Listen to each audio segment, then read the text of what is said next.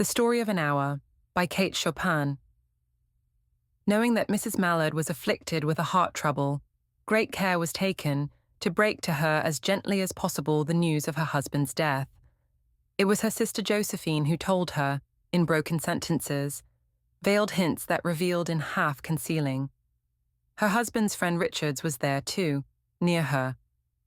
It was he who had been in the newspaper office when intelligence of the railroad disaster was received, with Brentley Mallard's name leading the list of killed. He had only taken the time to assure himself of its truth by a second telegram, and had hastened to forestall any less careful, less tender friend in bearing the sad message. She did not hear the story as many women have heard the same, with a paralyzed inability to accept its significance. She wept at once, with sudden, wild abandonment, in her sister's arms. When the storm of grief had spent itself, she went away to her room alone. She would have no one follow her. There stood, facing the open window, a comfortable, roomy armchair. Into this she sank, pressed down by a physical exhaustion that haunted her body and seemed to reach into her soul. She could see in the open square before her house the tops of trees that were all aquiver with the new spring life. The delicious breath of rain was in the air. In the street below, a peddler was crying his wares. The notes of a distant song which someone was singing reached her faintly, and countless sparrows were twittering in the eaves. There were patches of blue sky showing here and there through the clouds that had met and piled one above the other in the west facing her window. She sat with her head thrown back upon the cushion of the chair, quite motionless, except when a sob came up into her throat and shook her, as a child who has cried itself to sleep continues to sob in its dreams. She was young, with a fair, calm face, whose lines bespoke repression and even a certain strength. But now there was a dull stare in her eyes, whose gaze was fixed away off yonder on one of those patches of blue sky.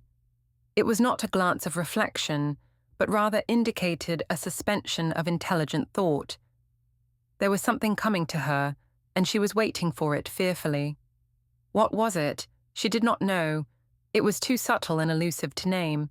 But she felt it, creeping out of the sky, reaching toward her through the sounds, the scents, the color that filled the air. Now her bosom rose and fell tumultuously. She was beginning to recognize this thing that was approaching to possess her, and she was striving to beat it back with her will, as powerless as her two white slender hands would have been. When she abandoned herself, a little whispered word escaped her slightly parted lips.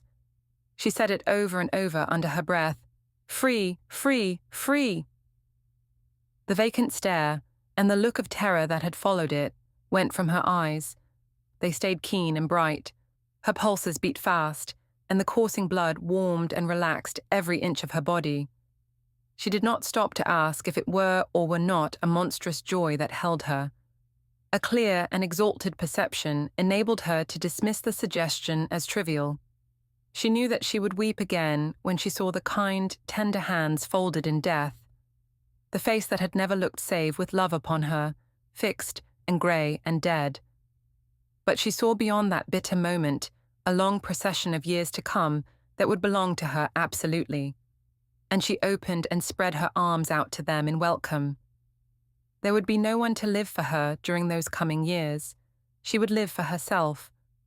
There would be no powerful will bending hers in that blind persistence with which men and women believe they have a right to impose a private will upon a fellow creature. A kind intention, or a cruel intention, made the act seem no less a crime as she looked upon it in that brief moment of illumination.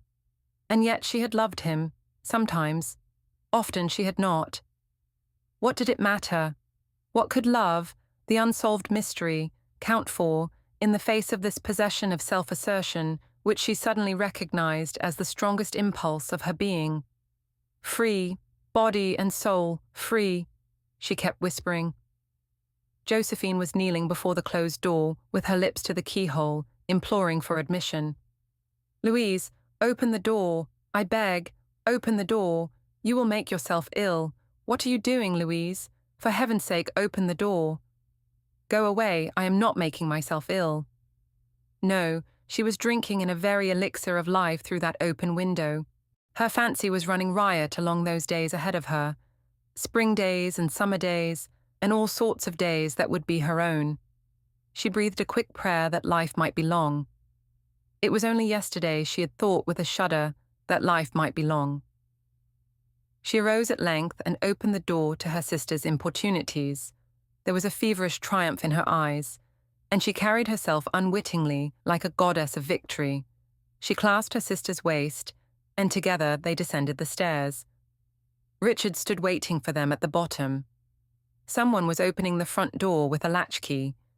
It was Bentley Mallard who entered, a little travel-stained, composedly carrying his gripsack and umbrella. He had been far from the scene of the accident and did not even know there had been one. He stood amazed at Josephine's piercing cry, at Richard's quick motion to screen him from the view of his wife. But Richard's was too late.